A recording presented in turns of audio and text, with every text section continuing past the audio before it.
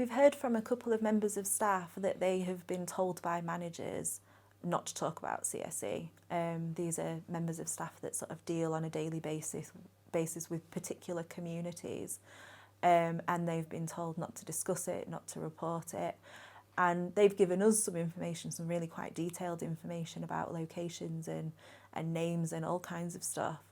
And they're really scared that they will lose their jobs if they speak out. And it's really very, very concerning. So 7 years on from the J report, you're saying there are people who work at Rotherham Council who are in fear of losing their jobs because they're speaking out about child sexual exploitation? Yeah, that's right. What's your reaction to that? It's really worrying. It indicates to me that there is a cultural problem, that when we say people don't want to talk about it, they really don't want to talk about it. It's difficult to understand because these are children, and we should be protecting them. And it's that mix of nothing's been learned and it seems that people don't care. Do you believe that 7 years on, nothing has been learnt in Rotherham and people don't care? I think that's true of some people. I'm sure there are some people who do care and have learned things, but we haven't found them yet. So there's no sort of big attitudinal change at Rotherham Council? Not from what I can see. One of your councillors has had some exchanges with the Director of Children's Services about trying to get a meeting, trying to get some answers from them. What happened there with the Director of Children's Services, who is obviously the person who is responsible for keeping children in Rotherham safe? They've really just been avoiding speaking to us. It feeds into this issue of not wanting to talk about CSE. I have been trying to get a meeting with the Director of Children's Services for almost 4 months now, and it still hasn't happened. And I understand there was an instant where she compared your ability to trying to get a meeting to a sofa? That wasn't about a meeting, actually. That was about one of the cases of intelligence that we'd put into the council, and 3 months after it was initially reported, there still hadn't been anything done. And yeah, in a telephone conversation with one of the councillors, she did compare it to her having to wait for a sofa to be delivered. What's your reaction to that? It's what can you say? To me, it confirms everything that we've sort of thought before. And do they really care if you can compare it to that? Can you care? I don't know. Maybe she misspoke. Maybe she was having a bad day. I don't know. But it is difficult to understand why someone would say that. There will be people who will say that you are politicising what is an extremely sensitive topic here. You've gone out on your own, put out this report based on intelligence that you've gathered. What would you say to those people who might say, well, actually, this isn't a party political issue in Rotherham? Shouldn't you be working together behind the scenes and keeping these children safe by bringing it onto the stage like this? This is a party political action and you're politicising CSE in Rotherham.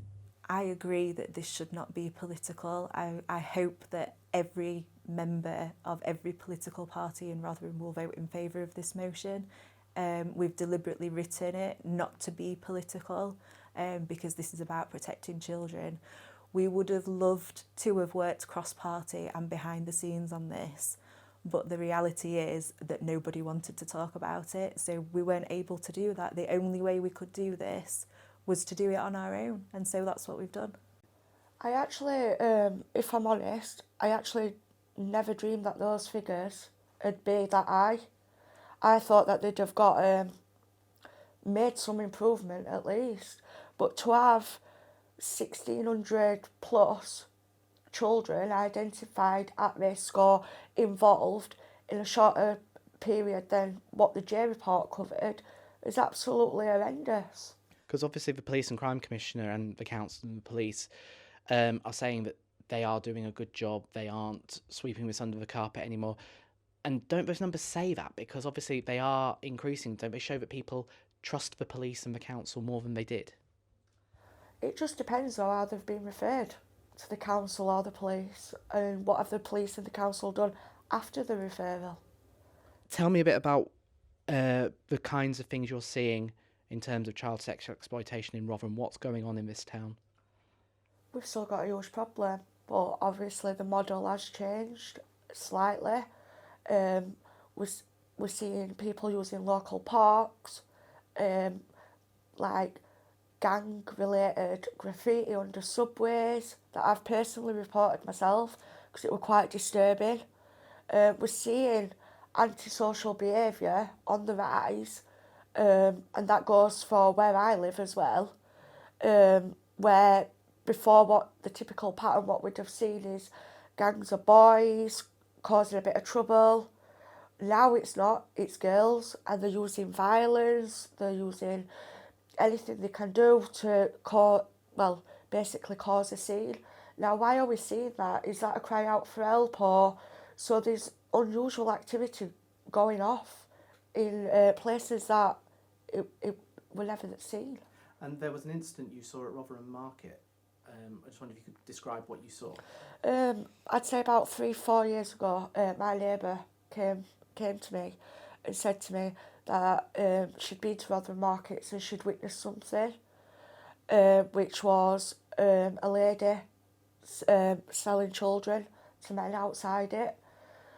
So the following day, I reported it to the police, and the following day I decided to go and look myself. I reported it again and never got a response.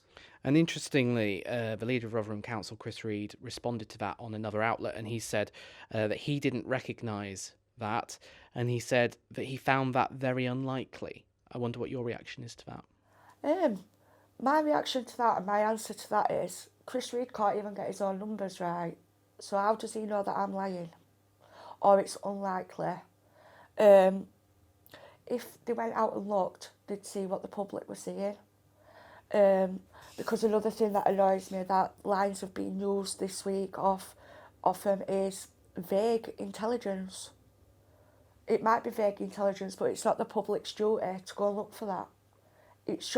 It should be, if they have a belief, whether it's Rotherham Borough Council or it's the police, they should be going to look for it.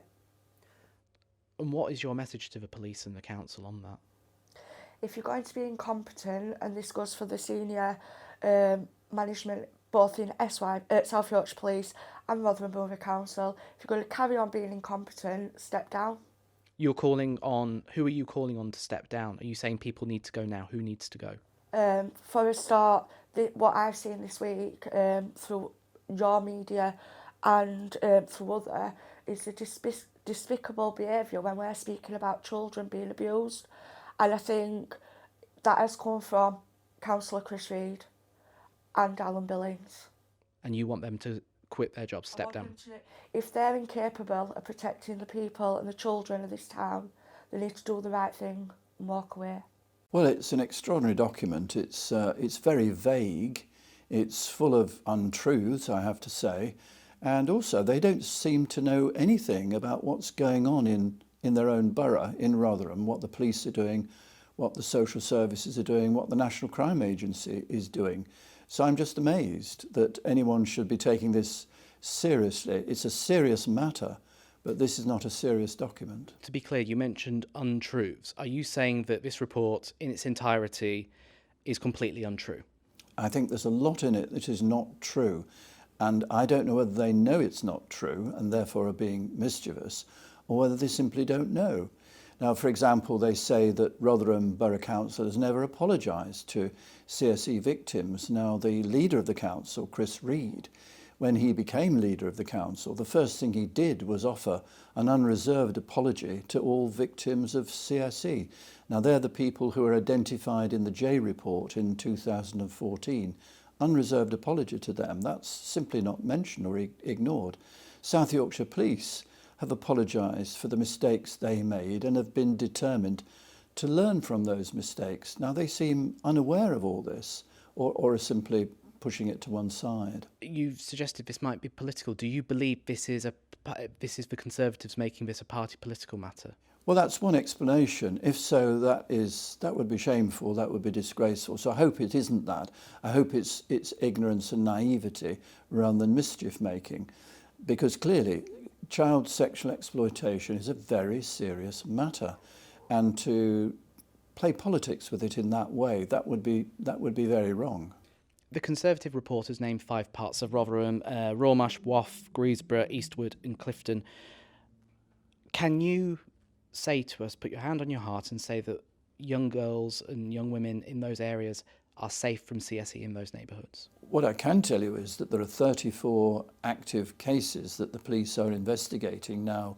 They will be from a number of different locations. They may or may not include the locations that you've mentioned. But police officers now are trained to be alert to the possibility of child sexual exploitation. I would say of all the forces in the country, this is one of the forces which supremely understands the issue of CSE and child abuse.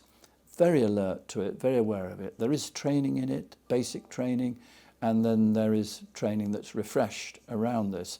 So it's one of the things that I am quite sure South Yorkshire Police are on top of the game. But of course, anybody would be very foolish if they said that every conceivable case we know about and is covered.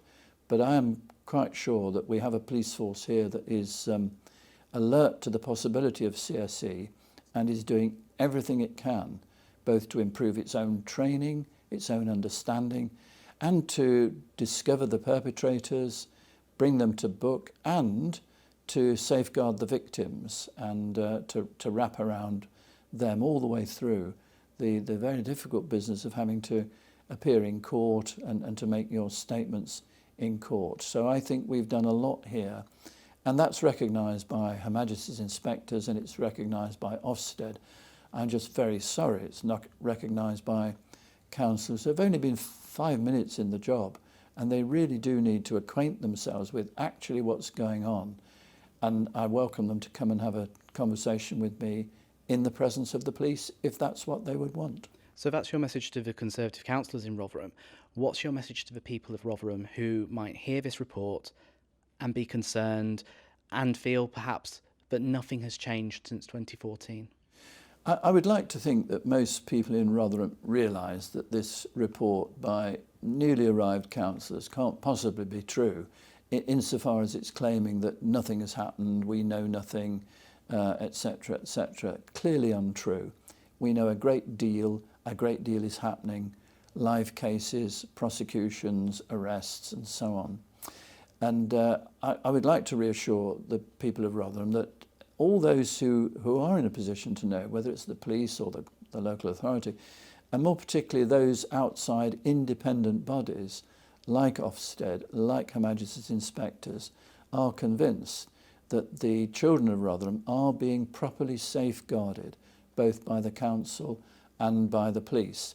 And if anybody out there, whether they're local councillors, whoever they are, believe that is not the case and can point us to something, they should do so, and that will be properly and thoroughly looked into and investigated.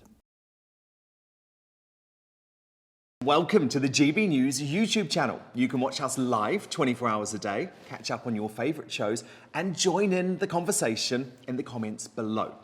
Don't forget to subscribe and you'll never miss any of our exclusive content.